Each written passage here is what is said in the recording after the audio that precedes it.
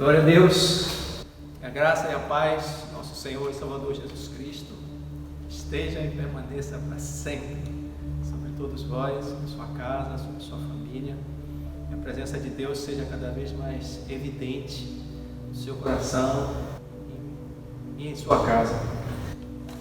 Amados, mais uma vez vamos compartilhar aqui a palavra do Senhor e que cada dia mais que nós estejamos sendo participantes dessas ministrações, o Espírito Santo de Deus esteja nos fortalecendo, nos firmando, fazendo crescer mais ainda a nossa fé, nossa convicção no nosso Pai Celestial e na sua boa palavra, né? Que a palavra de Deus é boa, é maravilhosa.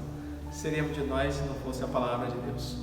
Então, que o Espírito Santo de Deus aqui mais uma vez possa transmitir para toda a igreja e para todos aqueles que esse canal possa alcançar algo assim vindo da parte de Deus, aquilo que a sua alma mais anseia, mais necessita, que nesse momento a palavra de Deus venha trazer assim um certo conforto e esperança ao seu coração.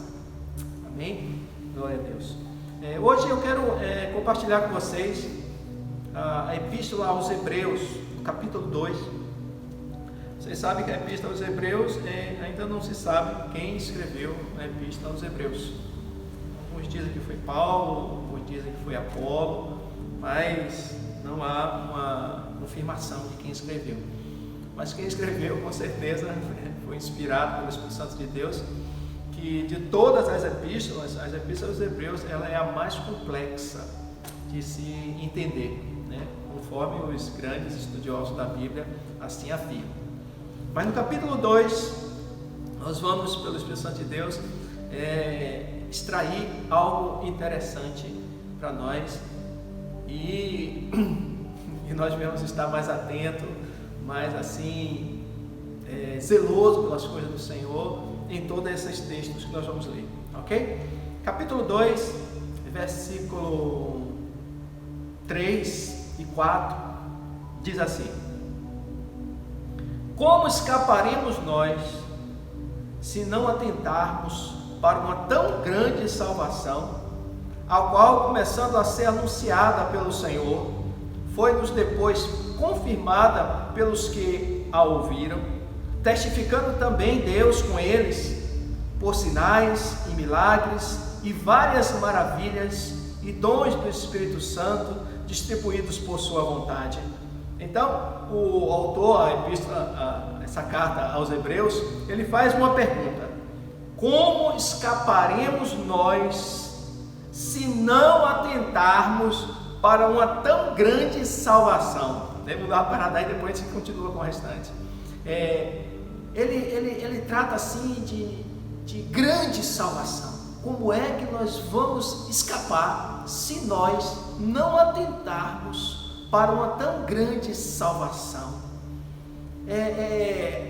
A grande salvação de Deus, que é Jesus Cristo. Quando ele fala grande salvação, eu penso assim, né, como muitas vezes eu penso, as coisas de Deus são coisas grandiosas, são coisas extraordinárias. E em se tratando da salvação de nossas vidas, de nossas almas, aí eu penso que é mais ainda, mas não no tamanho. É grandiosa.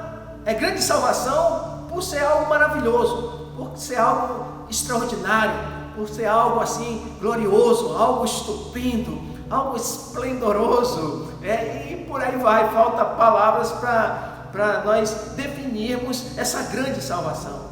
Ela é grande por ser assim, algo assim grandioso demais, no sentido de ser maravilhosa. Aí eu penso assim que Deus ele planejou, ele pensou, arquitetou, viu todos os meios, as formas de alcançar a cada um de nós, obra das suas mãos. Toda a humanidade precisava ser alcançada por essa tão grande salvação. Então eu imagino que Deus ele traçou diversas formas, elaborou vários programas, vários projetos, até quando ele chegou à definição: pronto, vai ser esse aqui.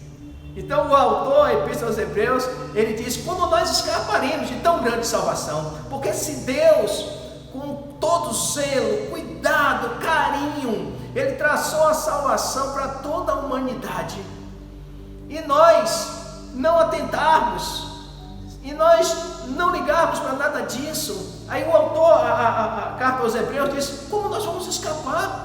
Porque foi Ele que planejou, foi Ele que traçou o plano, foi Ele que arquitetou, Ele fez tudo assim nos mínimos detalhes, Ele fez da melhor forma que poderia ser feita, não poderia ser feita de uma outra forma melhor do que a que Ele realizou. Então é como que Deus, Ele deu o melhor do melhor para nós, para nossa salvação. Não existiu algo melhor. De tudo que ele traçou, de tudo que Ele planejou, a salvação que chegou até nós foi algo extraordinário. Eu imagino assim, Deus, depois de ter traçado tudo direitinho, arquitetado, fez tudo, pronto, tá bom. Aí quando Ele olhou assim, isso aqui vai ser poderoso, isso aqui, eles vão ficar assim, sabe, impactados com isso que eu vou realizar para toda a humanidade, na vida de cada um deles. Isso aqui vai alcançar cada ser humano, isso aqui vai alcançar as famílias inteiras sobre toda a face da terra. Então Deus, com todo o seu amor, carinho, cuidado, Ele traçou um plano de salvação para a humanidade. E esse plano de salvação tem um nome. Esse plano de salvação chama-se Jesus Cristo. Jesus é o projeto, é o plano, é aquilo que Deus trouxe de melhor para toda a humanidade. E que nós, como escaparemos se nós não atentarmos para esse melhor do melhor que Deus deu? Como nós escaparemos se nós não dermos a devida importância? Como escaparemos se nós não nos inclinarmos à soberania de Deus, a esse plano glorioso que Ele diz aqui, grande salvação? É grande mesmo, e é maravilhoso. Se nós não atentarmos para esse melhor do melhor de Deus, como nós vamos escapar? Imagine você para conseguir algo de bom para sua casa, para sua família. Aí você, sabe, vai daqui a ali, trabalhando, arquitetando, buscando, pesquisando, sabe, para trazer um conforto melhor para dentro de sua casa, um bem-estar para dentro de sua casa, a solução para os problemas de sua família. Aí depois que você maquinou tudo, arquitetou tudo, aí agora sim, isso aqui, sabe, meus filhos vão ficar assim satisfeitíssimos. E aí quando você executa a obra, quando você executa o plano, quando você explana para eles assim, olha, isso aqui vai ser assim, assim, assim, quando isso fazer dessa forma, a gente vai conseguir isso, aquilo outro, e você com todo aquele entusiasmo, as pessoas simplesmente não atentam para nada disso, não se submete a nada disso, faz pouco caso. Então, o que o autor da carta aos Hebreus está falando é exatamente isso. Como nós vamos escapar se nós não atentarmos para a tão grande salvação do Senhor? E aí ele diz mais: essa salvação começou a ser anunciada pelo Senhor. Esse Senhor aqui é Jesus, Ele que veio aqui ao mundo. Daqui a pouco a gente vai detalhar um pouco isso mais lá atrás. Ele começou através de Jesus. Jesus como que iniciou todas as coisas, realizou todas as coisas, né? E eu sempre digo que as coisas que Jesus fez foi tão estupenda, tão maravilhosa, tão extraordinária, que na Bíblia, o Novo Testamento, ele é escrito 4 vezes. Mateus veio e escreveu todo o projeto de Jesus, toda a trajetória, todo o ministério de Jesus. Aí depois veio Marcos, escreveu também todas as coisas que Jesus realizou, tudo que Jesus ensinou, todo o ministério de Jesus, Marcos escreveu. Aí depois Lucas que ele foi também e pesquisou tudo direitinho, e aí então escreveu de novo todas as coisas que Jesus fez, todos os milagres, todo o ministério de Jesus. Aí, como se não bastasse, aí vem João e escreve também de novo todas as coisas que Jesus realizou, todos os seus milagres, todos os seus ensinamentos maravilhosos, toda a expressão de amor de Jesus por todos nós. Vem João também escreveu. Então, Jesus Apocalipse diz assim, que ele é o alfa e o ômega. Jesus é o princípio e o fim. Então Jesus, ele iniciou esse projeto glorioso. Então ele diz assim, começando a ser anunciada pelo Senhor Jesus, foi depois confirmada pelos que a ouviram. Quem foi que ouviram? Os apóstolos, os discípulos. Confirmou todas as coisas que Jesus realizou, todos os ensinamentos que eles receberam de Jesus, eles divulgaram, eles anunciaram pelos 4 cantos desse planeta. E versículo 4 diz, testificando também Deus com eles, por sinais e milagres, e várias maravilhas, e dons do Espírito Santo, distribuído por sua vontade. Jesus realizou grandes feitos, grandes milagres, grandes maravilhas, e aí depois ele delegou esse poder, essa autoridade aos apóstolos, aos discípulos, que depois deram continuidade. Jesus disse, ide agora por todo mundo, pregou o evangelho a toda criatura. Aí os apóstolos e discípulos, da mesma forma que Jesus realizou todas as coisas, eles também realizaram. Eles fizeram coisas extraordinárias. Eles ressuscitaram mortos, eles curaram doentes, enfermos, eles falaram de coisas extraordinárias, sendo eles pessoas de poucas letras. Então os apóstolos fizeram coisas magníficas também, é isso que ele está dizendo, milagres, várias maravilhas e dons do Espírito Santo foram distribuídos entre eles. Ou seja, o plano de Deus, essa tão grande salvação, veio assim, sabe, com toda a força, com todas as maravilhas, para impactar mesmo, coisas tão grandes que hoje até as pessoas até duvidam que poderia ter sido assim. Mas Deus querendo realmente demonstrar o seu poder, a sua glória, a sua majestade, o seu grande amor para com toda a humanidade, Ele começou essa grande salvação, realizando essas coisas dessa forma, desse jeito, para impactar mesmo. E nós precisamos atentar para essas coisas, e não duvidar, e não estarmos, sabe assim, desapercebidos. Então, eu volto de novo para a pergunta, como nós vamos escapar se nós não atentarmos para essas coisas? Aí hoje, nos nossos dias, através até desse canal que a igreja tem ministrado a palavra do Senhor, às vezes eu fico indagando, será que as pessoas, tanto de dentro da igreja, como aquelas que ainda não são da igreja, são pessoas que vivem no mundo aí fora, curtindo a sua vida aí fora, será que essas pessoas realmente têm dado valor a essas coisas? Será que essas pessoas têm atentado para o grande projeto de Deus, para a grande salvação do Senhor? Será? E eu fico assim, às vezes, preocupado com isso. Puxa, Senhor, e oro assim a Deus, pedindo, puxa, Senhor, toca no coração deles. Como agora eu desejo que essa mensagem toque no coração, sabe, das pessoas tanto de dentro da igreja, como aquelas que estão fora. Será que nós estamos atentando mesmo para essa tão grande salvação? O que é atentar? É dar mais atenção, é valorizar mais, abraçar essas coisas, deixar que essas coisas façam parte da sua vida. A grande salvação, queridos, foi Deus que programou, foi Deus que projetou, é Ele que realizou essas coisas. Mas hoje em dia eu pergunto, quem realmente tem atentado para essa grande salvação?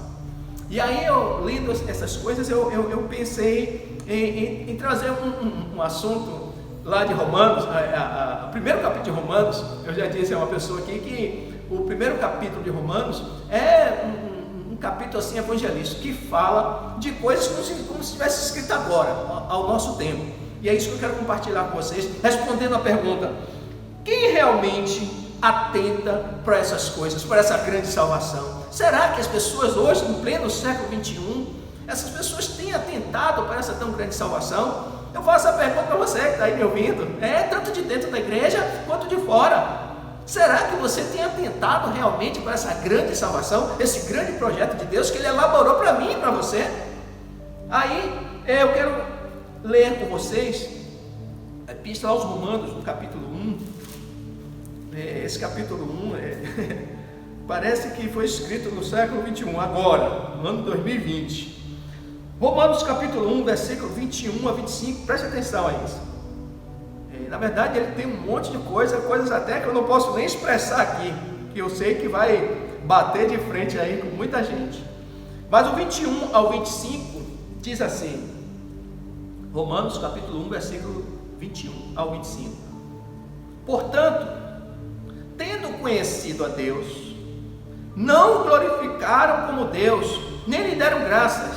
Antes, em seus discursos se desvaneceram e o seu coração insensato se obscureceu. Olha, o apóstolo Paulo aqui em Romanos, ele está falando das pessoas, sabe, que indagam a existência de Deus, das pessoas que não se submetem à palavra de Deus. Ele está falando dessas pessoas, das pessoas que não têm atentado para a grande salvação que Deus elaborou e constituiu para nós. Então ele diz porque essas pessoas, tendo conhecido a Deus, não glorificam como Deus, nem lhe deram graças. Antes, em seus discursos se desvaneceram e o seu coração insensato se obscureceu. Quando eu vejo esse final desse versículo, antes em seus discursos se desvaneceram. Antes, aquelas pessoas muito intelectuais, sabe, que quando você fala de Jesus, você fala de Deus, essas pessoas, sabe, usam aquela filosofia humana para tentar denegrir a palavra de Deus, para tentar desfazer da palavra de Deus. Aí vem com aquela conversa, não, porque não foi bem assim, porque as coisas naquela época eram de um jeito, que não havia necessidade agora nos nossos dias atentar para isso, aquela conversa mole, né? Então, é exatamente isso que Paulo diz, os seus discursos se desvaneceram e o seu coração insensato, sem sensatez, se obscureceu, ou seja, se fechou para as coisas de Deus. Eles dão mais valor à filosofia humana, dão mais valor, sabe, aos seus raciocínios lógicos. Mas não fica só aí, ele segue adiante, versículo 22, dizendo-se sábios, tornaram-se loucos. Eu me lembrei agora de uma passagem que diz assim, o princípio da sabedoria é o temor a Deus. Ou seja, o temor a Deus é o início de eu e você nos tornarmos sábios. O temor a Deus no sentido de respeitar, reverenciar e nos submeter a Deus é o princípio da sabedoria. Então, a sabedoria verdadeira é aquela que nos leva a temer a Deus, no seu poder, na sua glória, no seu amor, nas virtudes maravilhosas que Deus tem para se relacionar conosco. Então ele diz que as pessoas dizendo-se sábias, né, que essas pessoas estudaram bastante, são, sabe, doutoradas, né, tem diplomas, tem os seus anéis nos dedos, tem seu escritório com aqueles diplomas todas, pós não sei o que, pós não sei o que. Então essa conversa, Paulo diz que esses sábios tornaram-se loucos, porque desprezar, não atentar para a grande salvação do Senhor nosso Deus, nosso Pai Celestial, é realmente se tornar louco. Versículo 23, e mudaram a glória do Deus incorruptível, em semelhança à imagem de homem corruptível, e de aves, e de quadrúpedes, e de répteis, pelo que também Deus os entregou às concupiscências do seu coração, a imundícia, para desonrarem seu corpo entre si, pois mudaram a verdade de Deus em mentira, e honraram e serviram mais a criatura do que o Criador, que é bendito eternamente. Amém. Aqui, olha aqui, sabe, a gente poderia falar desses 3 versículos aqui durante 1h30, só dessas coisas aqui, porque eles mudaram a glória de Deus, do Deus incorruptível, em semelhança à imagem de homens corruptíveis, em semelhança a animais.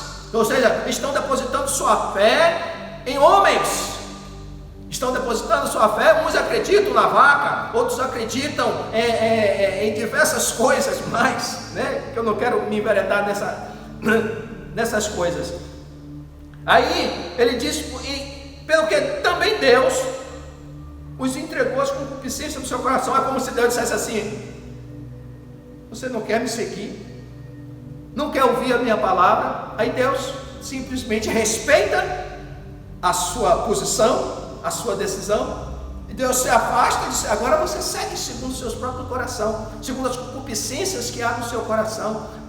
Concupiscência, sim, concupiscência são os desejos enfreados do nosso coração. Ou seja, as pessoas não querem submeter as coisas de Deus, porque Ele quer dar vazão aos desejos do seu coração. Ele quer extravasar, Ele quer botar para quebrar, Ele quer se servir de tudo, usar de tudo, sem ter que dar satisfação a ninguém, uma aparente liberdade.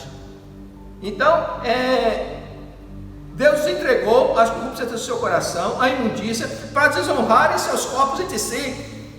Não é o que está acontecendo hoje. Hoje, o homem, como não quer ter conhecimento de Deus, não quer submeter a palavra de Deus, ele tem, sabe, a liberdade. Deus se afastou, então siga seu caminho. E o homem seguindo o seu próprio caminho, deu no que deu, está dando no que está dando, e haverá de dar no que haverá de dar. Ou seja, a coisa está indo de mal a pior. Ou não é? Ou eu estou exagerando? Ou eu estou louco? Qualquer um, você que é um filósofo, que é um conhecedor de muita coisa, faça uma avaliação agora mesmo. Você, nessa nação chamada Brasil, qual a esperança que nós temos de um futuro melhor? Nenhuma. O Brasil está indo de mal a pior, e entra presidente, sai presidente, não muda nada. Ou seja, só a pessoa, mas os meios são os mesmos, a corrupção continua. Ninguém pensa no bem-estar de ninguém, cada um pensa em si mesmo. E isso é o que? Senão a falta de temor a Deus. Porque Deus, Ele chama o homem à responsabilidade. Aqueles que são de Deus são pessoas sérias, direitas, verdadeiras, fiéis, leais, que não pensa só em si, pensa primeiro no outro. O segundo, maior de todos os mandamentos, amar ao próximo como a ti mesmo. Se o homem não age dessa forma, se o homem não quer prestar essa obediência ao nosso Pai Celestial, ao Criador, à autoridade suprema de todo o universo, então ele vai fazer tudo para si mesmo. E não se engane não, ouve outros, e vai ficar tudo no mesmo, né? Eu tenho 55 anos e já vi alguns presidentes, né, desde a minha razão, a idade da razão, e não muda muita coisa não. Se você for lá nos arquivos, lá do presidente Collor, por exemplo, do presidente Fernando Henrique, por exemplo, do presidente, aquele outro que eu esqueci, que ficou no lugar de Tancredo Neves, a mesma coisa, corrupção em cima de corrupção, problema de saúde. Aí, alguém brincando diz assim: desde quando Cabral descobriu o Brasil, a corrupção no Brasil? Estamos no pleno século XXI, no ano de 2020, e está no que está. Então, é isso que Deus não acredita em sua decisão não. Como o homem não quer ter conhecimento de Deus, não quer se submeter a Deus, não quer acreditar na existência de Deus, nem na grande salvação que Deus estabeleceu, Deus se afastou. E aí deixou o homem seguir o seu próprio caminho, segundo o desejo do seu coração. E o homem fazendo assim, está do jeito que está, e cada vez pior.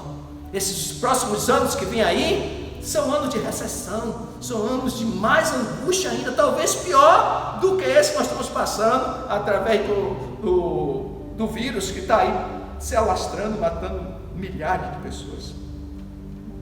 Vou ler de novo: pelo que também Deus os entregou às concupiscências do seu coração, a imundícia, para desonrarem o seu corpo entre si. Versículo 25: pois mudaram a verdade de Deus em mentira, desfazendo a palavra de Deus.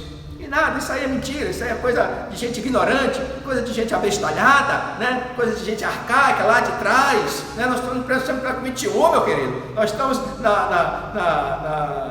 na era, sabe, da tecnologia. A gente vai se submeter à Bíblia, um livro arcaico? De jeito nenhum. Então, eles mudaram a verdade de Deus em mentira, e honraram e serviram mais a criatura do que o Criador. Aí eu quero dar uma parada aqui também. Está acontecendo exatamente isso nos nossos dias. Hoje, a pessoa honra mais a criatura, ou seja, um ser semelhante a si, um próprio homem, uma própria pessoa, do que o próprio Deus. É isso mesmo. Hoje existe, sabe, fãs clubes de Ivete Sangalo, por exemplo, de Claudinha Leite, de, sabe, esses grupos aí de pagode. As pessoas enlouquecem quando vê essas pessoas na rua. As pessoas ficam assim, sabe, entram em histeria coletiva quando, sabe, tem a oportunidade de chegar perto dessas pessoas. São seres humanos e se encaixa exatamente aqui, olha: honra e serve mais a criatura do que o próprio Criador. Porque as pessoas, a grande maioria das pessoas não querem saber de Deus, não querem saber de buscar a Deus, de conhecer a Deus na sua palavra, mas honram mais esses seus ídolos, honram mais o próprio ser humano do que o próprio Deus. E eu sempre chamo a atenção aqui na igreja, queridos, essas pessoas são tão assim fanáticas. Elas sim são fanáticas. Diz que os crentes que são fanáticos, mas essas pessoas que são fanáticas, porque nenhum desses cantores, desses artistas de televisão, nenhum desses gurus que estão aí, não pode fazer nada por você, nem te conhece, não sabe nem quem você é. Se você estiver padecendo em cima da cama e procurar qualquer um deles, primeiro que você não vai achar, e ainda que ache, ela vai perguntar assim: quem é essa pessoa? Não conheço não. Será que você pode compreender isso? Será que você pode entender essas coisas? Foi o apóstolo Paulo lá atrás, no livro arcaico, que você disse que é arcaico, no livro que você não quer acreditar, ele disse que desde aquela época as pessoas serviram mais a criatura do que o Criador, honraram mais a criatura do que o Criador. Sabe que desfeita é essa do nosso Pai Celestial? Agora, quando a casa cai, quando o problema bate na porta, quando a doença chega, que vai para cima da cama, quando a epidemia chega, aí as pessoas lembram de Deus. Lembram de Deus. Aí estava bom de Deus passar na cara assim: agora você me procura? Agora é o seu Deus? Agora eu tenho poder de curar? Agora eu tenho poder de trazer a solução para o seu problema financeiro? Agora eu tenho poder de trazer a comida para dentro de sua casa? Porque antes você não se submete à minha palavra, porque antes você não se importa de ter conhecimento de minha pessoa. Deus poderia fazer isso, mas Ele não faz. Deus é tremendo, Deus é misericordioso demais. Mas Deus faz, Ele está fazendo aqui agora. E o que é que Ele está fazendo agora? Abrindo o nosso entendimento para isso, que a nossa esperança está em Deus. Nele sim nós podemos confiar, e não na incerteza desse mundo aí fora. Então, seguindo, e honrar e servir mais a criatura do que o Criador, que é bendito eternamente. Deus é eterno. Esses seus líderes, esses seus ídolos, essas pessoas que você segue aí no Instagram, que sabe, milhares de pessoas ficam, sabe, dando boa vida a esses artistas que me permitem insistir nisso um pouco mais, que filmam lá uma vida maravilhosa, uma vida, sabe, extraordinária, os filhos, a sua casa, o seu penteado, as suas vestes, as festas, as viagens que fizeram, e todo mundo: que coisa, e vai seguindo e dando dinheiro e enriquecendo esse pessoal todo aí, que não estão nem aí para você, não estão nem aí para você, não se importam com você, não tem condições, ainda que quisesse fazer alguma coisa, não teria como. Mas o teu Pai Celestial, o teu Criador, esse te ama e provou esse amor para com você, dando seu Filho Jesus Cristo. Esse se importa com você, esse realmente traçou essa grande salvação para mim e para você, que você precisa conhecer. Graças a Deus você está aí hoje para ouvir essas coisas. Primeiro, reconhecer que a pergunta que foi feita no início: como escaparemos nós se não atentarmos para tão grande salvação? Então, quem não está atentando para tão grande salvação são essas que eu acabei de falar aqui. Eu vou ficar até aqui só. Tinha outras coisas, vou ficar até aqui, que já deu para compreender, certo? Então, essas pessoas não se importam de ter conhecimento de Deus e não estão atentando para a grande salvação que Deus traçou para nós. E Deus traçou. E outra coisa que eu acho interessante é que Deus não precisa nem de mim, nem de você. Deus é autossuficiente. Quem precisa somos nós. Nós precisamos. Precisamos não, nós necessitamos de Deus. E em vez de sermos nós que estivéssemos assim buscando a Deus assim de todo jeito, em vez de sermos nós que estivéssemos assim nos humilhando diante de Deus, é Ele que está vindo a nós.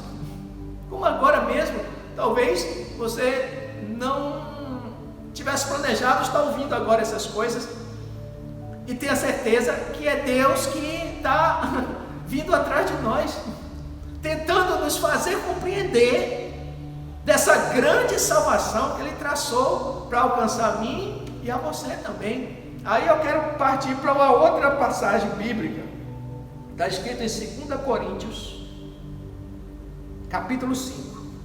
2 Coríntios, capítulo 5.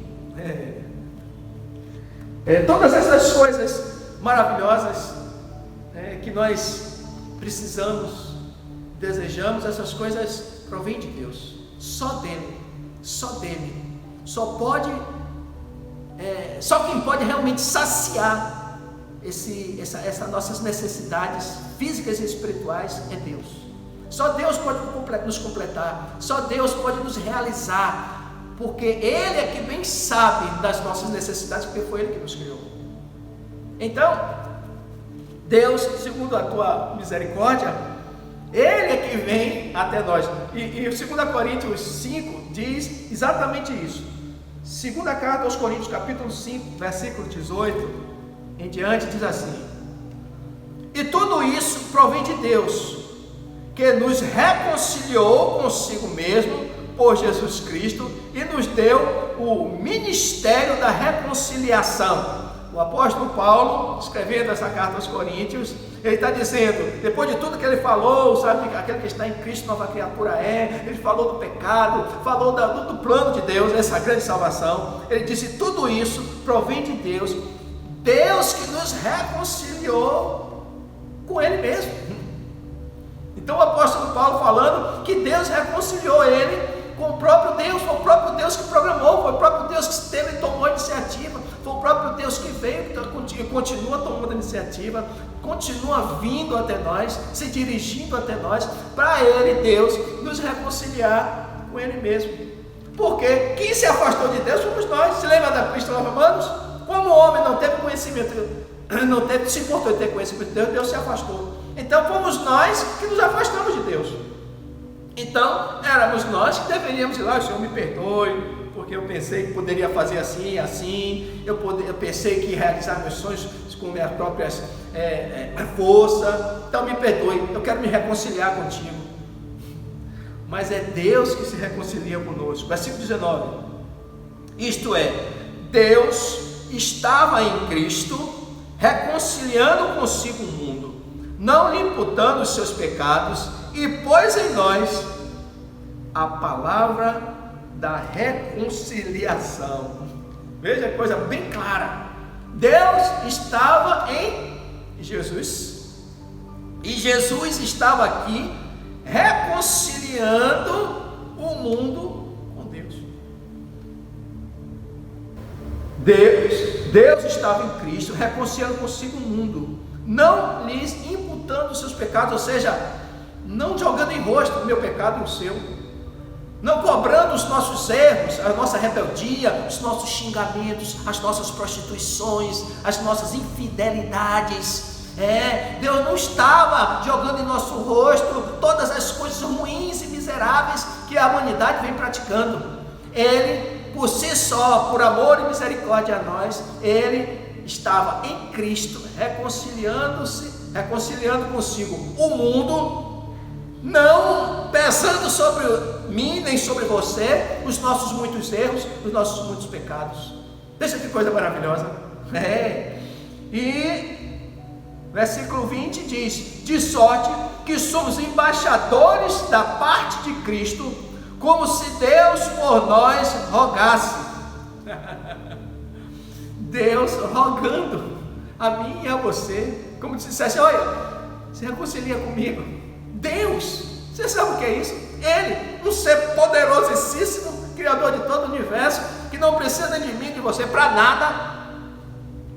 Ele é que vem e nos chama à reconciliação. Ele é que vem e nos dá uma outra oportunidade, sabe, de nós mudarmos de vida, mudarmos esse trajeto de nossa vida que não vai dar em nada, de nós começarmos a crer verdadeiramente nele, na palavra dele. Ele que vem a nós. É como se Deus por nós rogasse, ou seja, Deus me usando agora e rogando a você para que você se salve. Deus fazendo isso. Não sei se você consegue compreender isso. Aí ele termina dizendo: rogamos-nos, pois, da parte de Cristo, que vos reconcilieis com Deus. Então o apóstolo e eu agora também faço a mesma coisa. Reconcilia-se com Deus. Se dobre, rapaz. Se encurve. Saia aí desse seu pedestal e reconheça a sua dependência de Deus. Eu me lembro que eu fiz isso há muitos anos atrás, como assim uma experiência. Eu dizia assim: olha, eu vou ver se é isso tudo mesmo. Eu vou ver se tudo isso que esse pessoal diz aí, esses crentes dizem, é verdadeiro. Eu vou ver. Aí eu estou aqui até hoje, tem mais de 30 anos. E eu lhe digo, a melhor e a maior de todas as decisões que eu tomei em minha vida. E eu fui para ver se realmente era isso tudo. E eu estava enganado. Não era isso tudo não, é bem mais melhor do que eu imaginava. É isso mesmo que você ouviu. Bem mais melhor. Bem mais, muito mais, muito mais.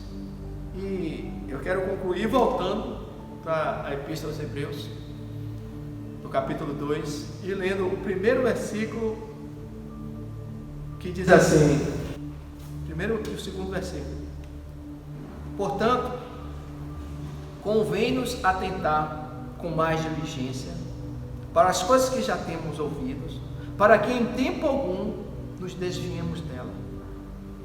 Convém atentar, é o conselho, para as coisas que já temos ouvido, para que em tempo algum nós não nos desviemos dela. Convém atentar. De novo, né? Paulo pergunta: como escaparemos nós se não atentarmos para tão grande salvação? E ele no versículo 1 diz: convém atentar com mais diligência. O que é atentar com mais diligência? Com mais minuciosidade. Não é de qualquer jeito não. Busque conhecimento, como eu no início eu fui buscar conhecer para ver se isso é verdade. Faça você isso também. Talvez você esteja na igreja e estava assim, sabe, sou um mero religioso. Convém atentar para todas as coisas que você já tem ouvido a respeito de Deus, a respeito da palavra de Deus, e você vai ver que são coisas verdadeiras, são coisas positivas, são coisas que só vão trazer benefício para nós. E falando assim parece até egoísmo da nossa parte, mas nós somos assim.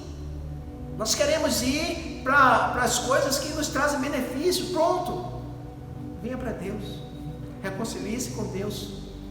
Paulo diz: convém atentar com mais diligência para as coisas que você já tem ouvido, para que em tempo algum não se desvie dela, ou seja, não se desvie das coisas de Deus, da palavra de Deus. Não cometa essa loucura.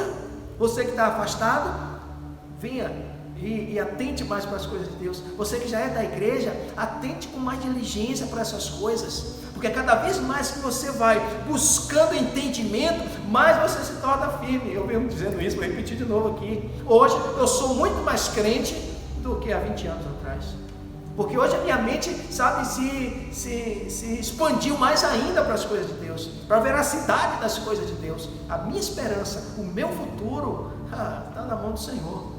E Ele garante o futuro da minha vida, e Ele garante o seu também, em nome de Jesus. Então que nesse momento, você agora mesmo possa fazer essa reflexão. Você tem atentado para a tão grande salvação que o Senhor nosso Pai Celestial projetou para nós? Se tem, nós vamos orar juntos agora, tá certo? Feche os teus olhos, curva a tua cabeça.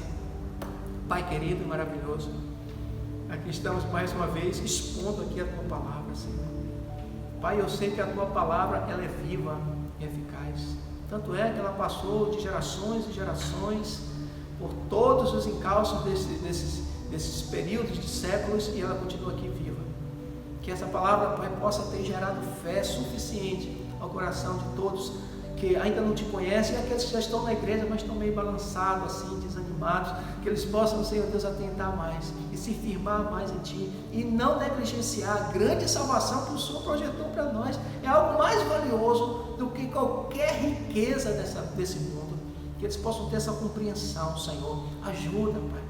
Porque muitas vezes é difícil, a pessoa já se embaraçou tanto nessa vida, já se envolveu em tanta coisa ruim, que nem ela mesma se perdoa, Pai. Mostra a eles que o Senhor os perdoa, Senhor. Que o Senhor, Pai Santo, é um Deus misericordioso, Pai. Pai, ilumina esses corações, Senhor Deus. Tira ele das trevas, Senhor Deus amado. Que eles simplesmente se rendam a Ti. Tem um trecho da Tua palavra que diz assim: entrega o teu caminho ao Senhor, confia nele e o mais ele fará. Pai, que eles possam ter essa experiência de agora mesmo entregar o caminho deles a Ti. E o Senhor tomar a direção da vida deles. E eles provarem e verem que o Senhor é real, que o Senhor é maravilhoso, que o Senhor é poderoso para resolver tudo e qualquer tipo de problema, até aqueles, e principalmente aqueles que nós achamos que não tem mais jeito. Que essas vidas sejam abençoadas. Te peço, nos abençoe em nome do Senhor Jesus Cristo. Pai, que teu grande amor, a graça salvadora do seu Filho amado, do nosso Senhor e Salvador Jesus Cristo, a doce comunhão e consolação do teu Espírito Santo, repouse sobre a vida de cada um deles, agora, hoje e sempre. Amém. Deus abençoe.